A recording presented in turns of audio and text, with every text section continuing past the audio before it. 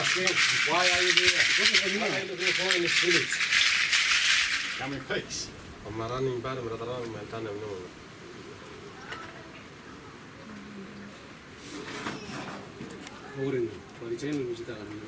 Okay, he said thank you. You and your group, you are welcome to see everything inside this village. Thank you. Oh, that wasn't a great angle. Okay, as I said earlier, we also use this inpa for decorating us. Monique will be going around. Monique will be going around with the inpa leaf. Tell her where she should place the inpa. There's a saying in here: if you are single, you put on the left. If you are married, put on the right. So tell Monique where she should place the inpa. Again, Grace will be going around with the fans. Maybe back at home where you live, you have electric fan or aircon to keep the wind going. In here, to give you the fans just to keep the wind going, or maybe to chase away flies, or block the heat of the sun while listening throughout the tour. Please, at the last part of the tour, I want all the fans to be back on the table or just leave them where you sit before you leave. Thank you. Once again, are you all happy to be here? Yes. Yes. Well, in here, if we want to say thank you, yes, we say Maya. Maya. So once again, are you all happy to be here? Maya. Or you sound exactly like the ladies in here. Okay, once again, good afternoon, everybody, and welcome to the first part of the tour. If you look inside the hut, this is Monique and Sarah Lee. So later on, if you want to have your pictures taken with them, you're most welcome to have your pictures taken. I will be with you in the first part of the tour, and the second part, if you have any questions, you just ask me, and you're most welcome to take pictures freely if you want to have any pictures.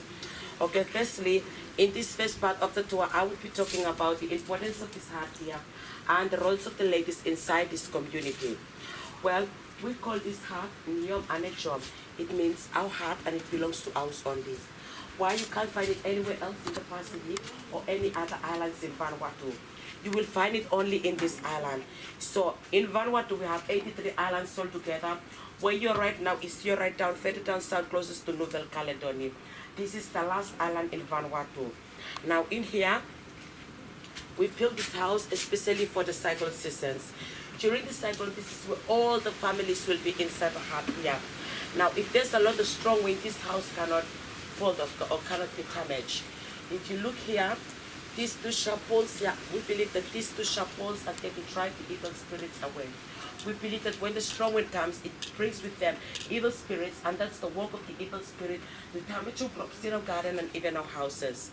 Now this house is made out from the wild canes and the coconut leaves with strong fines from the bushes that the builders they get from the bush to build the hut. Now I'll tell you something. This house is also a place for us, mothers and girls. If we get our monthly periods, we are not allowed to touch our husband's food. Even the plates that they eat the food with, even the dishes that they eat the food with, we are not allowed to wash them. Because if we do that, our husbands will be really, really sick, and sometimes sick to death.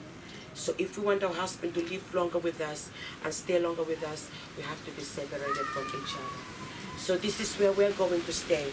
And if you look inside the hut, Mrs. Sarah Lynn is sweeping a mat. And while we're staying inside the hut having our monthly period, we are going to with mats and baskets and fans for our families. So it's like once a month, for us ladies, if we get our monthly period, we are free from everything. Like our husbands, they will do every chorus in the house. They will do the cooking, they will do the washing, they will look after the kids, they will do everything inside the house. So it's like once a month for us ladies, we have a holiday. So maybe you ladies can come and live with us. And we still keep the culture, it still exists up until today.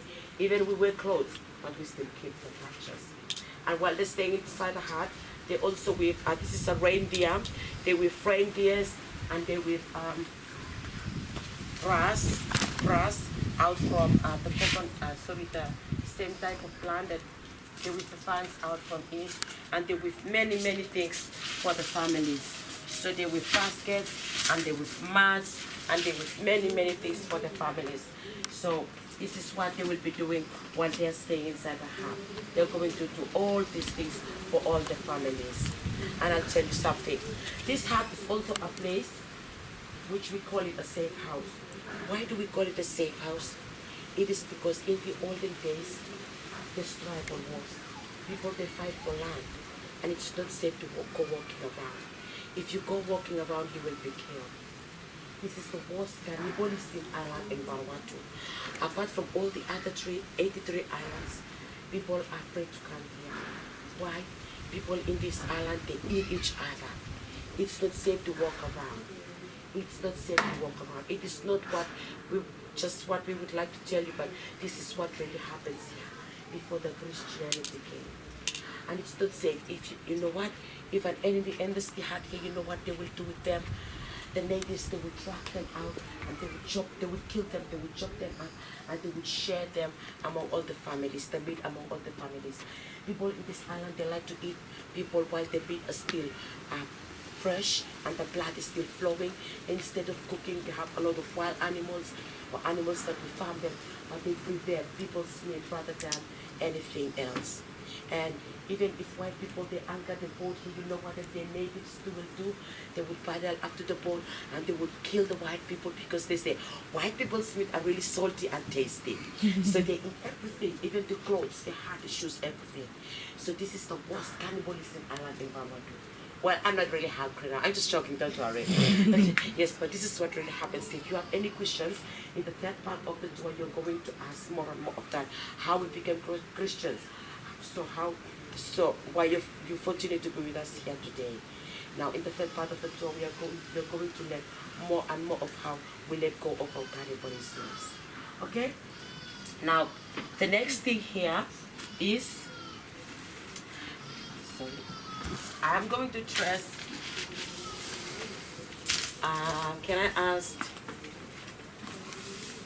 can I use this girl here? What's your name? Georgia. Okay, Georgia. Is it okay if I use you? Okay. Okay, so in the olden days, we don't wear clothes like we wear today. So this is what we wear, even nowadays. It's a crossget, and we call this inlepe. It's made out from the banana leaves. So it's really warm during cold season. And even in the olden days, there's no such things like napkins or tampons or stay freeze for the mothers who are bleeding. So they just use this if they deliver baby or if they're having the monthly period. And if there's a lot of blood, they just dip it in the water and they shake it and they hang it up to dry and they can reuse it again. So I'm going to dress up Java. And so this is how we dress up ourselves in the olden days. Just raise your hands. And it's really warm during cold seasons.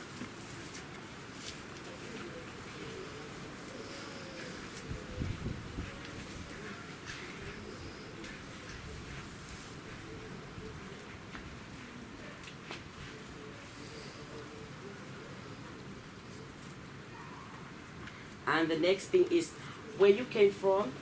You always, when you go to the supermarket or the shops, if you buy your things, you fill them in bags. You have your own shopping bags. Well, this is ours, and we call this nefega. So we don't have any big shops like where you came from, but we have very big gardens. That is where we go and do our shopping. So when we go to the garden, we fill up our crops in here, and we use a stick to carry the basket. So how do we carry the basket? We push the stick through the hole here, and we place it on our shoulder like this. So you get your hand. And Jonah, can you just walk this way and back again? So this is how we carry the basket. And if there's a lot of pain on the side of the shoulder, we just raise the stick on the other side like this, and we place it on the other side, and we can carry the basket again and walk home with everything. Now the next thing which I would like to show you here is this. Where you came from, you have your own ways of carrying your babies, using prams or baby carriers. Well, this is ours, and we call this lebar. So we use this to carry our babies. Okay, so I'm going to get a smaller one here. Okay. Yep. Okay, so I'm going to show you how we carry our baby using this.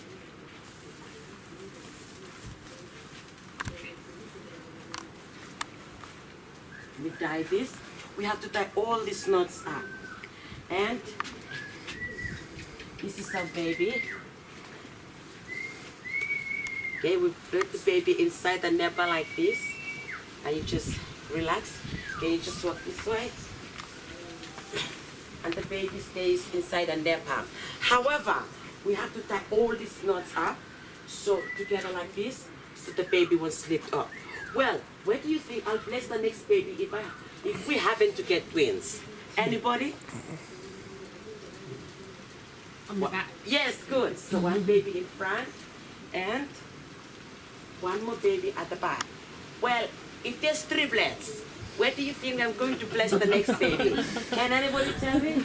The husband carries it. Yes, the husband carry, but if the husband is not there, then we put our stuffs inside the basket and we place the baby on top of the basket. So one baby at the back, one baby in front, one inside the basket, and you can walk home. So Chota, can you walk this way? With everything at the same time. You can walk home with everything. And we still use the carrying of the basket with the stick up until today. It still exists. So if I want to go to the garden or go to the reef, this is what I'll use. Yes. Any questions before we move to the second part of the tour?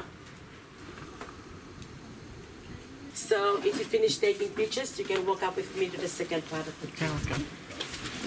Once again, the chairs that you're sitting on, the benches, they're hard. They're made out of bamboo.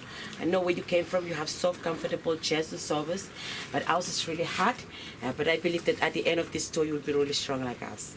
Okay, so once again, are you all happy this afternoon? Maya, I can hear everybody. Are you happy? Maya, good. Okay, so once again, welcome to the second part of the tour. In here, I will be talking about a few of the crops that we plant them in our garden, and also you will be tasting one of our traditional recipe. Now, firstly, everybody say hi to Josephine. And that is Sarah at her back, Sarah, and Patricia, and Mary, and Monique. So if you have anything or if you need anything, you can ask me or you can ask the ladies here. They will be here for us. Okay, so once again, if you look up at the ceiling here, this house is different from this hut here. Why? Because this hut here, it's black with the smoke from the fire. We don't have any chimneys, but when we cook our food, when the smoke goes up there, it stays on the ceiling. And we believe that the smoke makes the house strong and it can last for many, many years. Now this is where we cook our food, and when we finish cooking our food, we bring them in here and we share them with all of our families.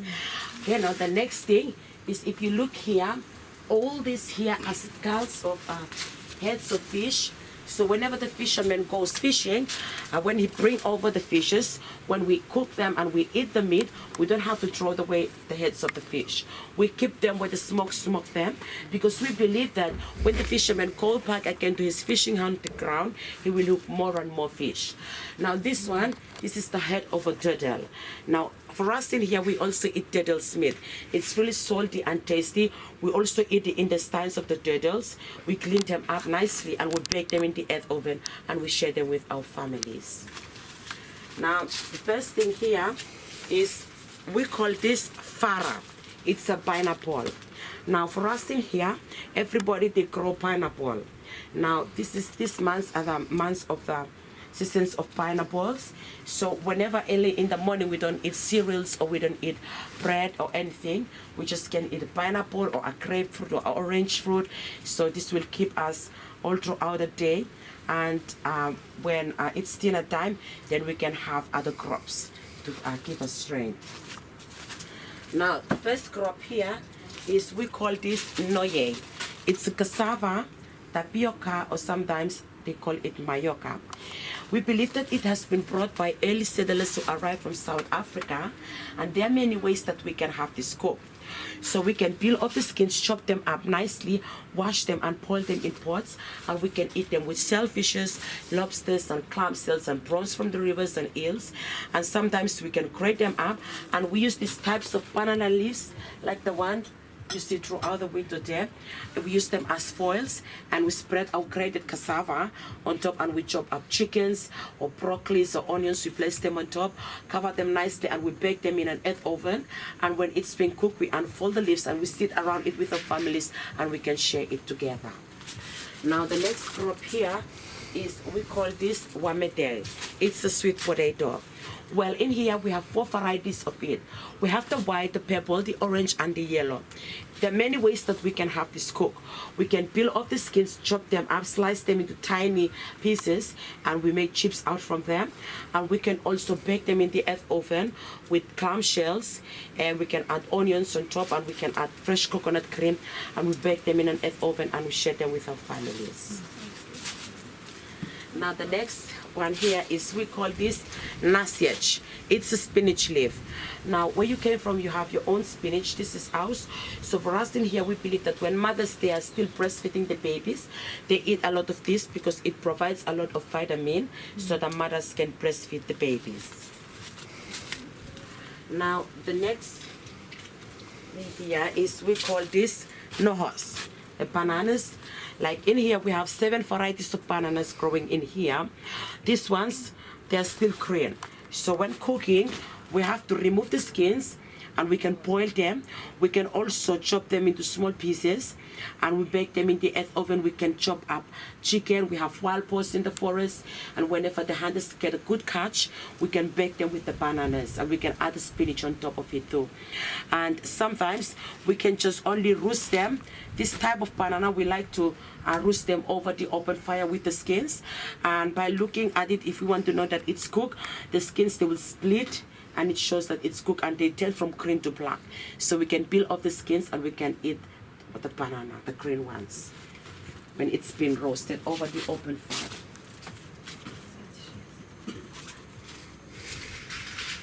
Now the next thing here is, we call this neyang. It's a coconut fruit. Now for us people in this island, or the Pacific Islanders, when coconut is hanging up there, it is green, and the juice inside, it's really sweet, and the flesh, it's soft, so you can scoop it out with your finger. But when it is dry, it falls up from the mother tree and stays on the ground for 3 months, and it starts to grow into another plant. So this one, it's a germinating coconut. Now for us people in this island, we use everything from the coconut, starting from the leaves down to the roots. So with the leaves, if you look here, we can weave playing toys for our children, like balls and planes.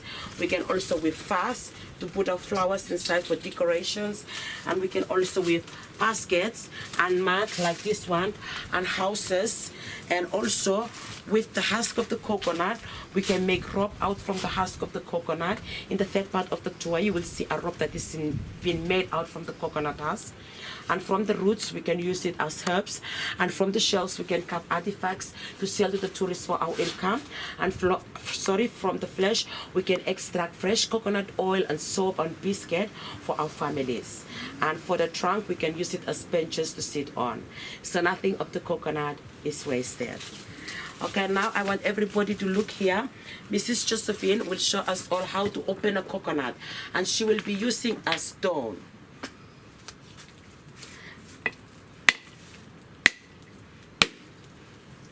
You can also drink the juice of the coconut. It is sweet.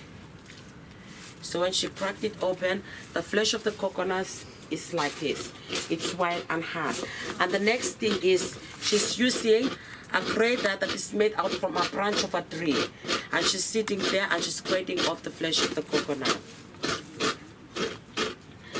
If you look here, this is a loose fiber from the coconut tree.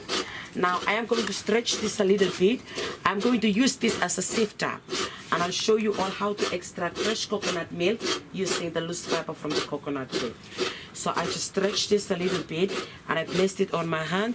The next thing is I get some of the grated coconut that Josephine had been grating, place it inside the fiber, and we wrap it up like this.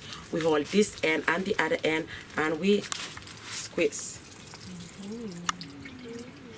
And when we squeeze it, there is a fresh milk from the coconut. Nothing is added to it, but when it is being cooking and in a hot fire, it will turn from white and yellow. It will turn if you want to make coconut oil out from it. But if you want to use it for cream, we just cook it for 5 minutes. It will not be milky this way. However, it will get really creamy and sticky. That is when we can eat it. Okay, any questions from anybody?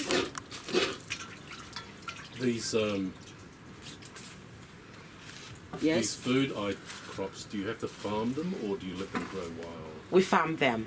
Like for me, I have my own garden, And the other ladies, they have their own garden. So we farm them. All throughout the year, we plant our crops. Yes. Okay.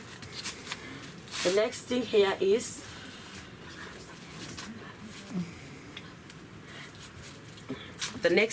when the cassava, the outer layer is being peeled off. We're going to show you what it looks like. So the flesh, it's white and hard like this one here. And the next thing is I'm going to use a modern grater, and I'll be showing you all how to grate off the flesh of the cassava.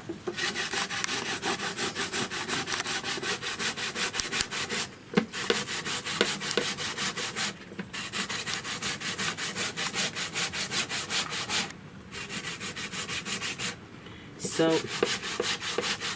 when finished grating, the next thing here is these leaves here are for the bananas, but these ones are small. So we are going to show you, I'm going to show you how to parcel the grated cassava up. So the next thing is I get the grated cassava like this, placed it on top of the leaf, and I just pressed it hard. And sometimes we can cut onion, fish or meat, we place it on top, and we can parcel it up like this. Parcel it up. And we use ropes, tiny ropes like this, and we just tied it up. This type of recipe, we call it nalawu. Can everybody say nalawu? Nalawu. Okay, there are only 2 ingredients in here, just the grated cassava with the coconut. Nothing is added to it, just 2 ingredients. So we can make pika ones, and also we can parcel fish inside this leaf, and we bake them in the earth oven.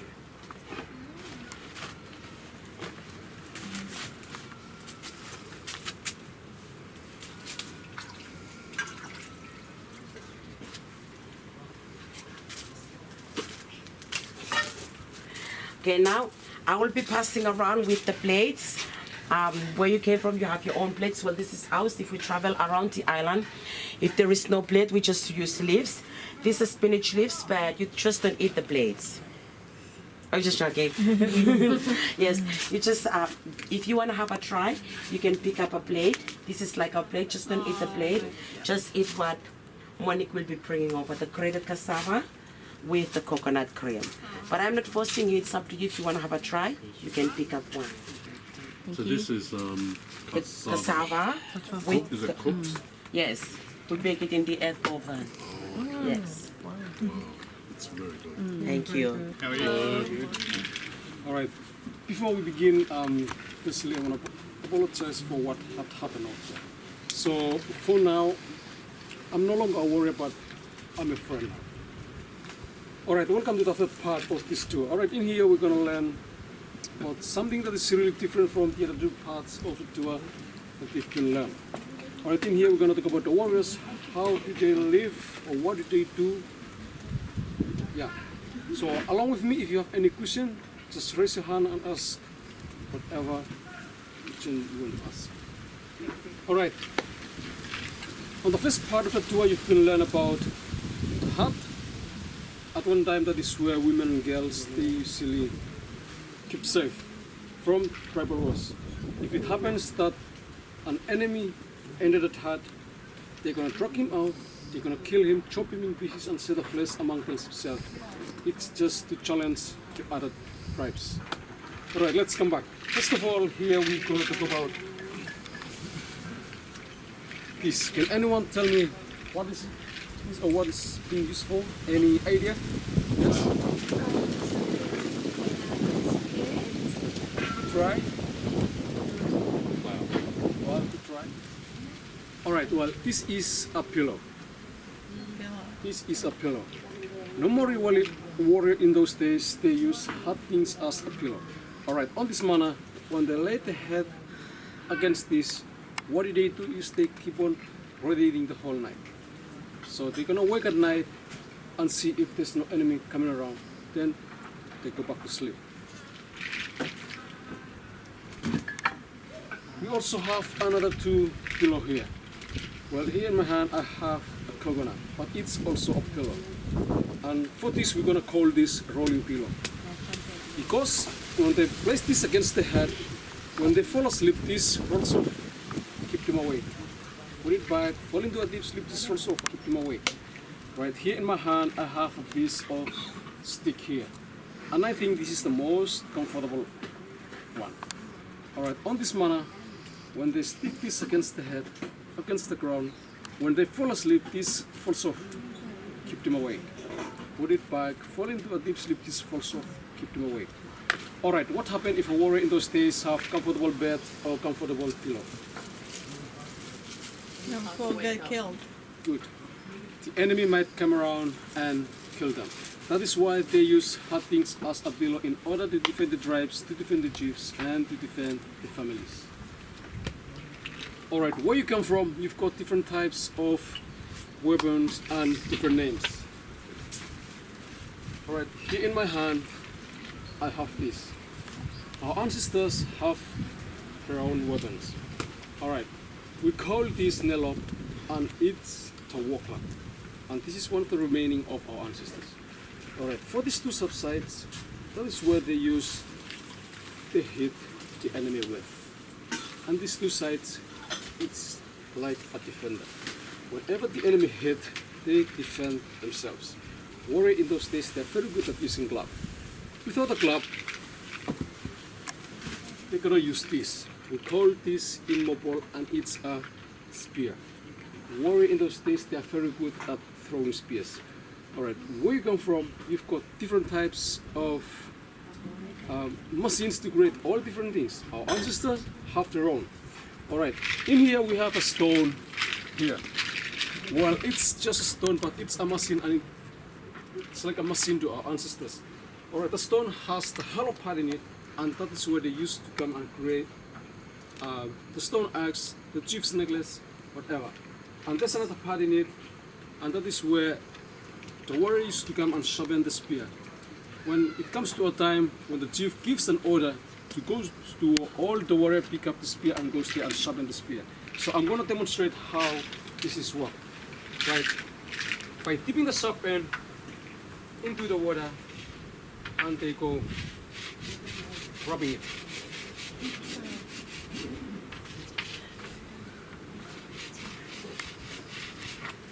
Alright. There's also another thing here I want to show you. Right. Here in my hand I have a piece of rope here. Alright, well it's just a piece of rope and we call this Nafia. Nafia means very far. Alright, at the end of the rope there's a knot in there, and at the end of the rope there's a hole in there.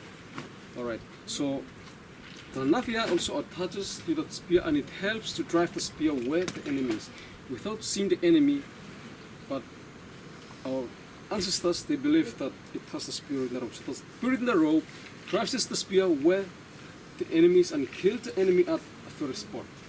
Okay, I'm going to demonstrate how this is worked.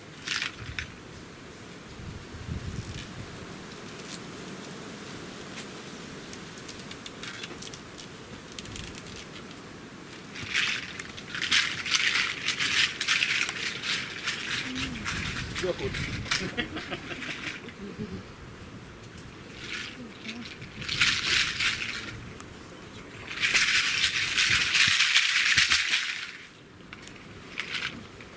Alright, the way they throw the spear, they don't have to throw it straight, but they have to throw it high. Whenever the spear goes higher and goes down and kill the enemy. So for now I'm going to throw this.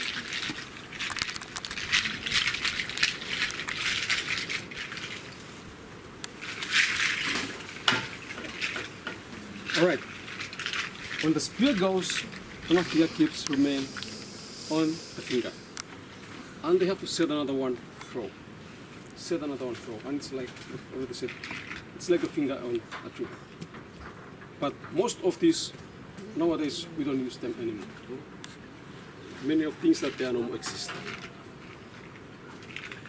Alright, on that same stone, that is where they use to create the chief's necklace. And the chief him alone wear this type of necklace.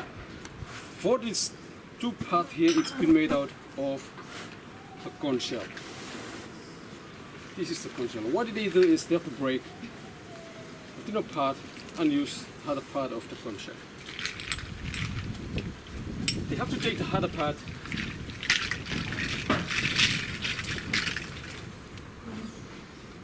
to the machine or the stone, and they go rubbing it. And to create one of these, it takes them months and months to create one of these. Alright. For the middle part here, it's been made out of the clamshell. We normally have two types of clamshell. This is the one that sits on the rocks and it never moves, and this is the one that sits on the sun and it keeps moving. This is the one that sits on the sun. So what they do is they have to break the thinner part of the clamshell and use the harder part of the clamshell. This is the harder part of the clamshell. So what they do is they do the same thing. Take the harder part into the machine there, and they go rubbing it. And to create one of this, it takes them even a month or a year to create one of these. And when it's finished out there, it turns out to be something like this.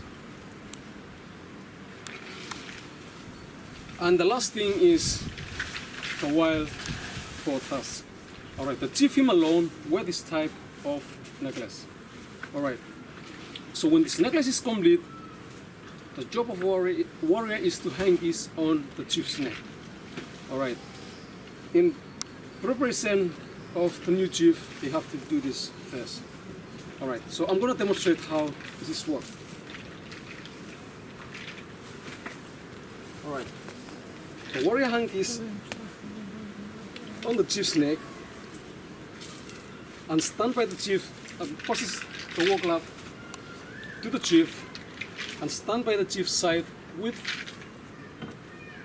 the spear, and the last thing is the conch shell.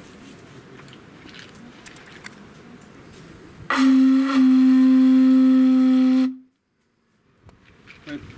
When this is blown, wherever people busy doing something, when they hear the sound of the conch shell, they already know that the new chief has been elected or has been ordained, and it still exists until today. And it's like an alarm to the chief. So for the chief, we don't pick ordinary people to become as a chief. We only pick from the bloodline of the chiefly tribe. Alright, so far any question before we move on? So is there several bloodlines? Yes. And you have to pick. So how does one pick a chief? How does it say? Alright. Several bloodlines? If a man or if a chief has 3 sons, so you can see which one of them will become the next chief. Yeah. All right. So if there's no more questions, so we're gonna see, or we're gonna talk about another 2 weapons for women. But it doesn't mean that women also goes to war in those days. All right. These are the 2 weapons that belongs to women. All right. We call this nohon, and it's been woven by the coconut. So I believe that you learn about coconut. So coconut is useful in many different ways, even good things and bad things. Alright, during the war, if a warrior dies in the war, while his wife sitting, crying, wailing for her husband, at the very moment she knows that she's going to be killed. While sitting, crying, wailing for her husband, her brother comes along with the nohon, place this around her sister's neck, pulls it, drag it, and kill her. Without using this, they're gonna use this on her. They're gonna place this right on the dwarf, twist it, and kill her. Why? Because in those days, the blood of a woman in those days are very special or very precious in those days. Other people can inherit other people's land just by the blood of the women. So, about the strangling, cannibalism still continue Then something changed in 1848. So for more information about that, we're going to ask Miss Agisi. She's going to come and talk more of that to us. So with me, thank you very much for listening.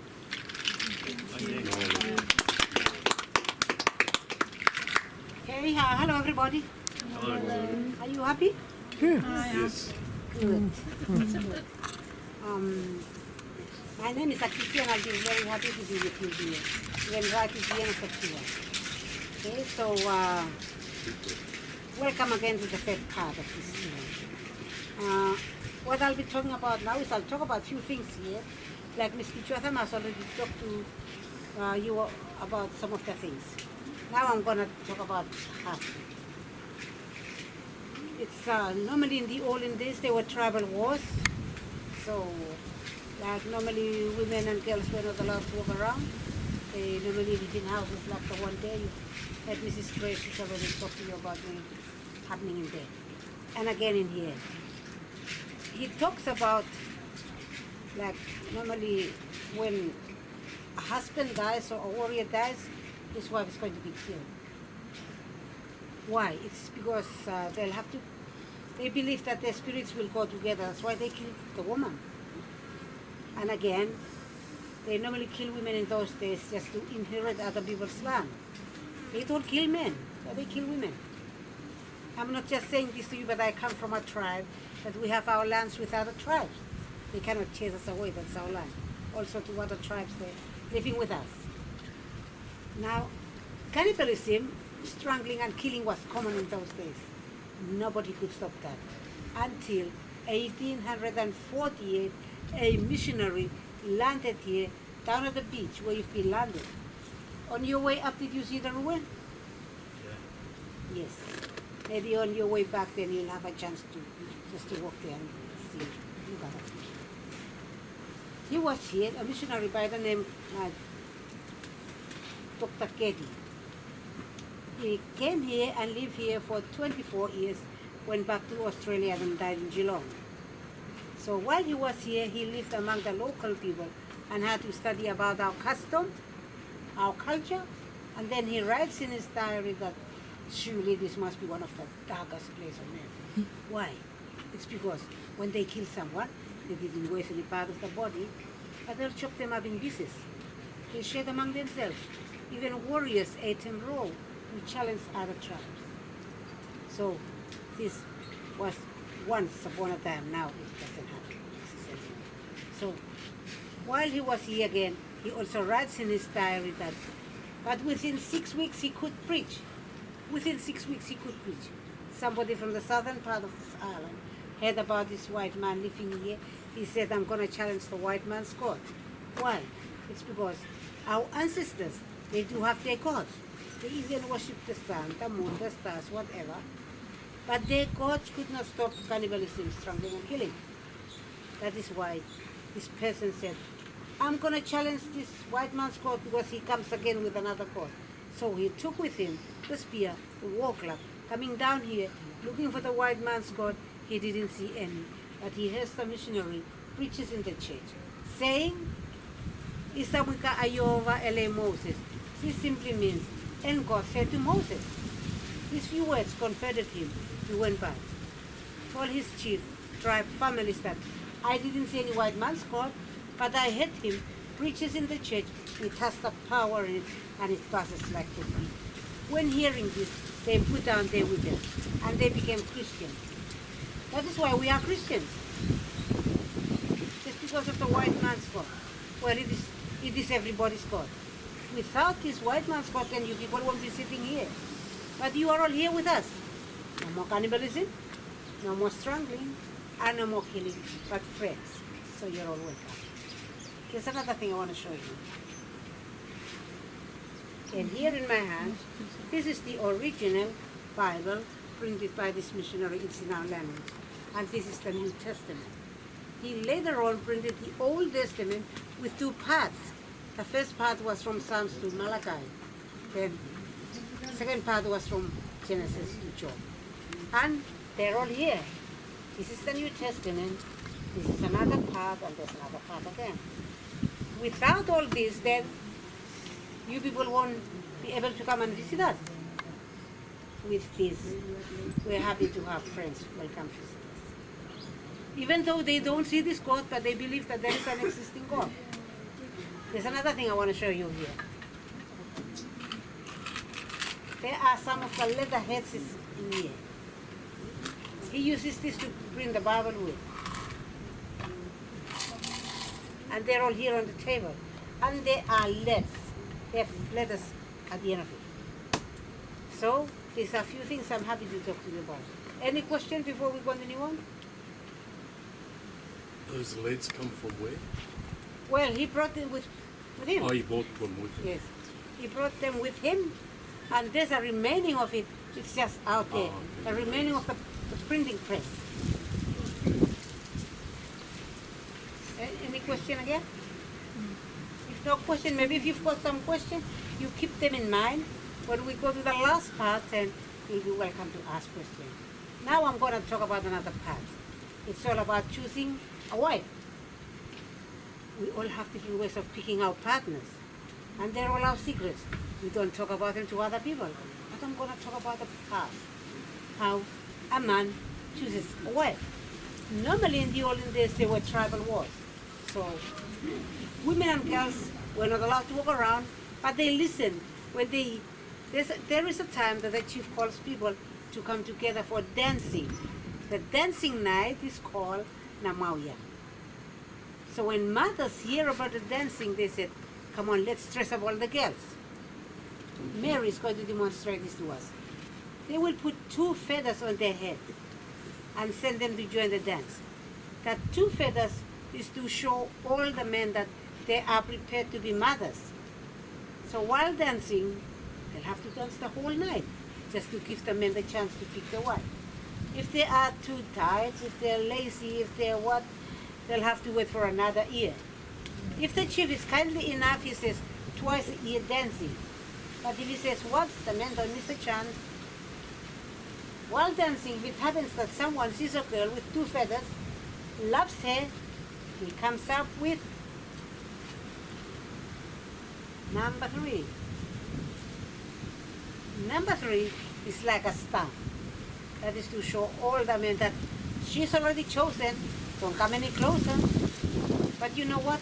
He doesn't take the girl away. They keep on dancing, keep on dancing. And if it happens that somebody else sees a girl already with 3 feathers, but also loves her, he comes up with number 4.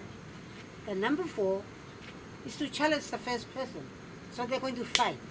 They fight. Fight to death. Anyone wins takes the girl. The other dies.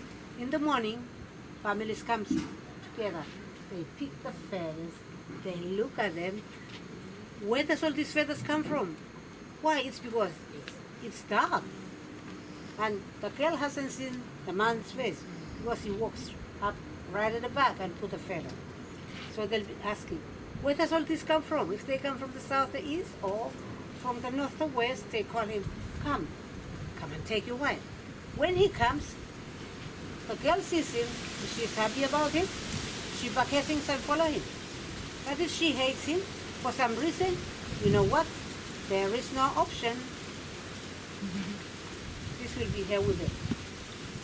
She's going to be killed. When the missionary landed here, he found out that there were more men than women. Because they killed all the women. Nowadays, I believe that there are more women than men. Let's talk about the colors. While he was here, he introduces the colors. The red represents the blood. You're all white, we are black, but the same color of the blood. That means that we're one. And the blue represents the blue sky and the blue ocean. You've been traveling on the big boat on the blue ocean to Mystery Island, from there down to the Mountain Village. And the green represents the nature. And the yellow represents Christianity, the gospel, the good news, that we're here together. There's nothing to be worried about. So these are some of the things I'm happy to talk to you about. Okay, any question? If no question, Now we will be moving on to the fourth part, but we're going to sing you a song. We will sing a song to demonstrate how someone comes and picks his wife. So, and then from there again, we will be taking pictures, and then the last part of our tour will be right over there. And we will just talk about 2 or 3 things. It's all about the heaven remedy. And that is where if you've got some question, you're welcome to ask. So from here, I would like you just to stand up and move up with us to where the fourth part is. But before we sing this song, I just want to explain this to you. Okay. Have you ever seen a sandalwood plant? Okay. It's a kind of plant that is very special. So the first person who came here in 1844, he lived on Mystery Island. It was once a haunted place. That is why people don't go there. But nowadays, it's a good place, okay? So there's nothing to worry about. But I'm talking about the past. When he came, he bought the island with a string of beads and a rock and an axe. Had the island for himself. But when we get independent in 1980, the island comes back to us. That is why it is ours. And the title of his staying there was, they came for sandalwood. Because you just look up at the mountains. That is where all the trees, they just grow. And that is why he came, and then they exported. And there's a little piece of it here. So at the end of this, you will have a chance to come and smell this. Nowadays, like now, our locals, the local people, they're digging up all this and they export them because they make money. Okay, so these are a few things I'm happy to talk about. Now we're going to sing you a song, so maybe we would like some of you girls, would you like to come and sit with us and we'll sing together? Yes? Mm-hmm. Yes, good girls. So you sit down here and you have, yes, you sit here. Because, you know what? When you're on the mountain, really don't miss the chance. So now we will be singing you a song. The title of the song that we're going to sing you is all about 2 people. But 2 people, they want to get married, but it is not so easy. So, you know what? When the title of it is Et Amatesinjab, simply means when the sea is rough, nobody wants to go out to the sea.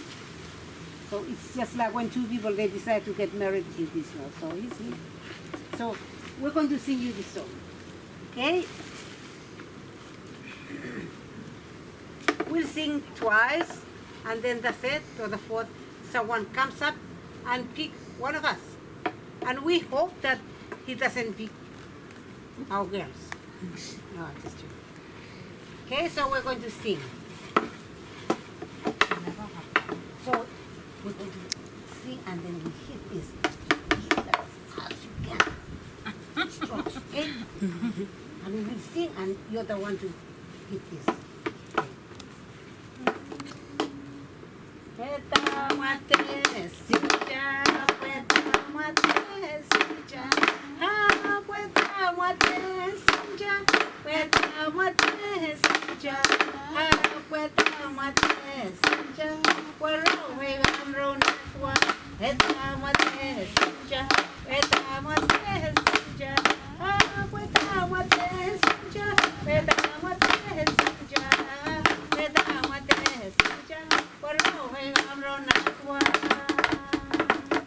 Now we're going to sing the last time and then someone comes up and pick one of us, okay? So you can join in singing with us and we will sing as loud as we can. So that those on the boat, when they hear the sound of the singing, they say, oh, they're dancing on the mountain. Okay, this is the last one, so we have to sing as loud as we can and we hit this very hard, okay?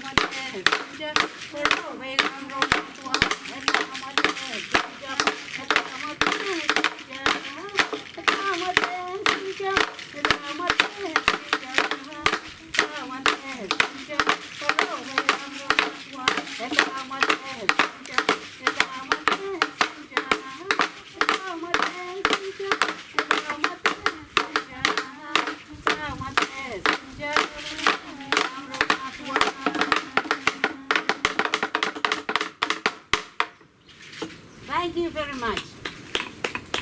This is all about it. So, which is Mary. Okay, thank you very much. Now, we're going to take pictures. There are a few things here on the table I want to talk about before we finish, okay? The first thing I want to talk about is, have you ever seen or heard of a plant called noni? Yes. Yes? Good, yes. There's a plant here in my hand. We call this plant noras, and this is the noni plant.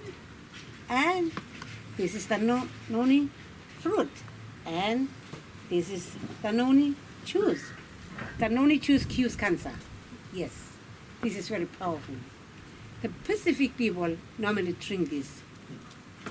Okay, but this doesn't mean that only people who have cancer take this. No, this is good for our health too.